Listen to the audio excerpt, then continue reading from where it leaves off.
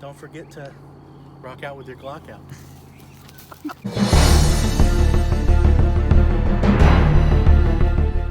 Alright folks, so that was me out running some rounds through my JTS M12 AR, the 12 gauge AR. What can I say about this after shooting it? Well, it's a heavy gun. It's a lot heavier than your standard M&P 15 Sport. I've got the 10 round mags that I thought were causing me some issues out there. Thought that the magazines were the reason that my shells weren't going through, but it turns out I just had some cheap shells, and this thing doesn't like the cheap shells. Now, I said you heard me on the video already talking about the estate shells, and those are great for a breech loader or for a pump, but for something like this, they weren't made for semi-automatic use. So I would steer you away from those. These number 1 bucks went through it very well. These are Winchester 3-inch number 1 bucks. Went through it very well.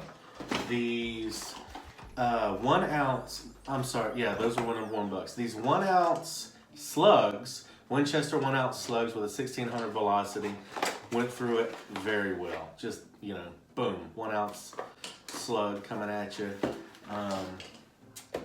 The Winchester Super Speed 1350 6 shots went through it very well as well. These are just a regular 6-shot shell, but you know, I didn't get any hang-ups with those either. Now, I did get some hang-ups. Let me see, is this the right one? Yeah. Any of these target shots that I have, the 7.5 shot, 1 1/8 ounce shot, any of the target loads, got the really short jacket on them. These were kind of getting hung up a little bit, and I've got a lot of these left, so I'm probably gonna try to run these through next time I go, just to show everyone. Let me see, 7.5, 6 shots here. Yeah, now the black ones, the 6 shots, these went through fairly, you know, smoothly. I was surprised. I don't know what made these perform better than the other target loads. I've got 8 shot here that I didn't even get to. Holy crap, I didn't even get to the 8 shots. Or did I? Nope, didn't get to the 8 shots. Look at that. Guess I'm gonna be going back. You know what? I'll use the 8 shots when I do my video on the choke. I'll use the 8 shots.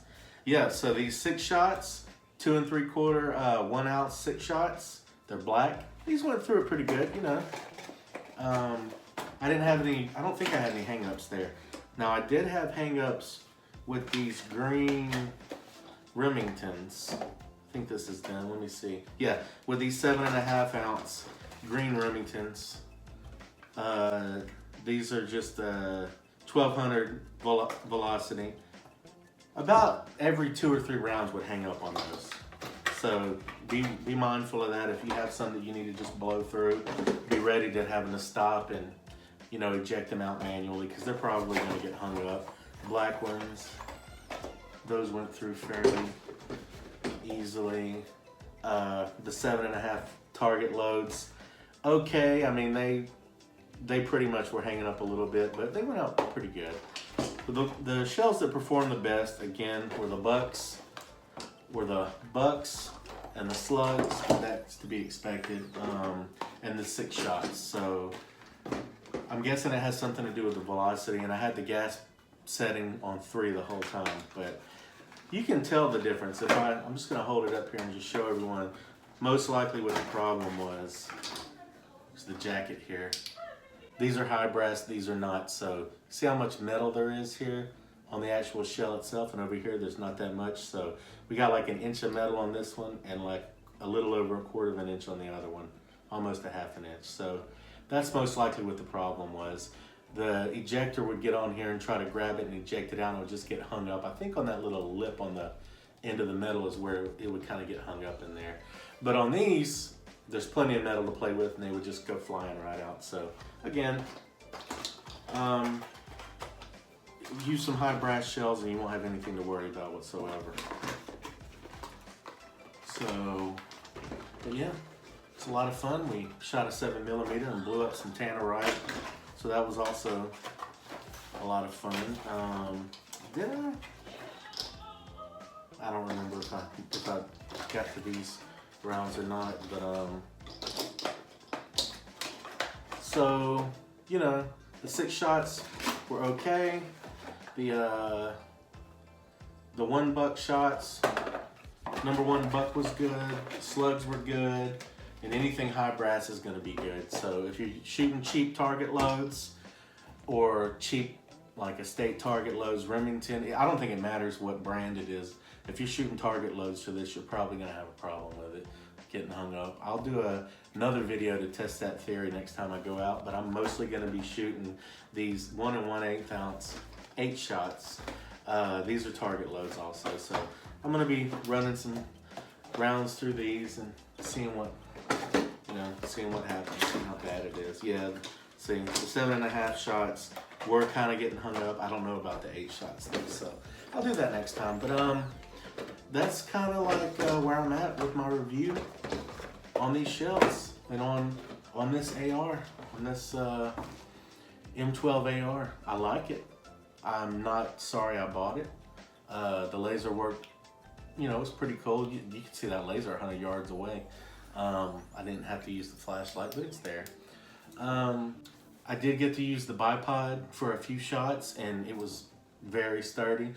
I didn't have to mess with the buttstock at all. I just left it where it, you know, I left it on its, I left the buttstock on its most outward setting, but you know, I've got the collapsible stock on there now, so if I wanted to, I could have opened and closed that, but I didn't feel like I needed to.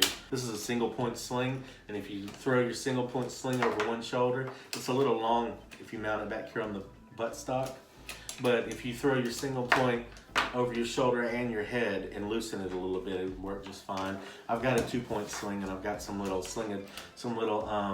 M-lock sling adapters coming that I'm gonna put one right here in the place of this little D-clamp because it's kind of scratching the thing up some. But yeah, that's my sort of full review now. Other than I'm gonna do a review on the choke. I'm gonna take the choke off, shoot from 20, 30, 40 yards out, put the choke back on, do the same thing, and then we'll see, you know, basically what kind of spread you get on the ammunition on those 8-shot rounds, and pretty much be able to get a good distance on how far this thing is deadly. So that's the end of my first round of reviews on this, and I'll see y'all next time. Thanks for hanging out with me. Alright, y'all, thanks for watching. Be sure to check out my next videos. I'm doing one on this Taurus here. I'm going to be running about 100 rounds through it. I'm also going to be doing the 7mm versus Tannerite, where we went out and blew some stuff up. That was a lot of fun. And then I'm going to be having my choke spread review, you know, seeing the distance this thing is lethal. So thanks for watching. This is Chomp McDee's and Things, and we just rocked out with our